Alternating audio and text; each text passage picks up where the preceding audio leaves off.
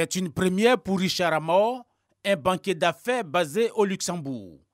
En faisant le déplacement d'Abidjan pour prendre part à ce Africa CEO Forum, il n'attendait pas mieux.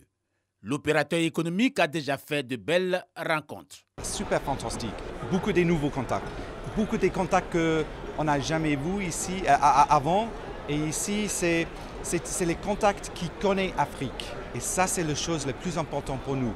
Partout dans les coulisses, des conciliabules, des échanges de contacts.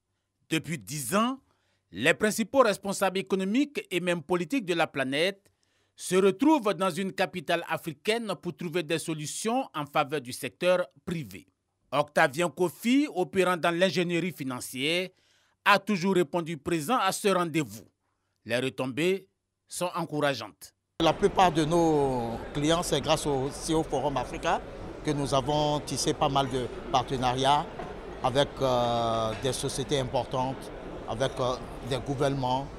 J'encourage ce forum à continuer pour permettre aux opérateurs africains de se retrouver sur une fois, 2 fois, 3 fois dans l'année pour voir dans quelle mesure il pourra avoir des échanges. Au cours de la dernière édition à Kigali, la capitale rwandaise a enregistré aussi une forte mobilisation.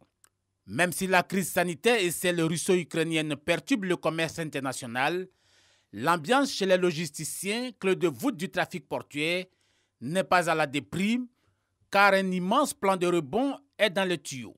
Ce qu'on vient chercher, c'est vraiment de pouvoir se connecter entre Africains, parce que je pense que le continent africain est un continent très grand. C'est vrai qu'il y a un défi d'infrastructure qui est important et les échanges doivent être multipliés. Et je pense que ce type d'événement permet de reconnecter les différentes parties du continent, les différentes sous-régions, mais aussi les différentes zones anglo, franco, lusophones. Ce qui est intéressant, c'est de savoir ce qui se fait, d'avoir de la perspective, de la prospective sur le continent et de pouvoir apprendre de l'expérience d'autres et de donner aussi son expérience pour essayer de construire encore les choses de manière sereine et perpétuelle sur le continent. Se connecter à d'autres investisseurs, nouer des contacts business dans l'optique de créer une chaîne, construire des parcs industriels dans les pays africains.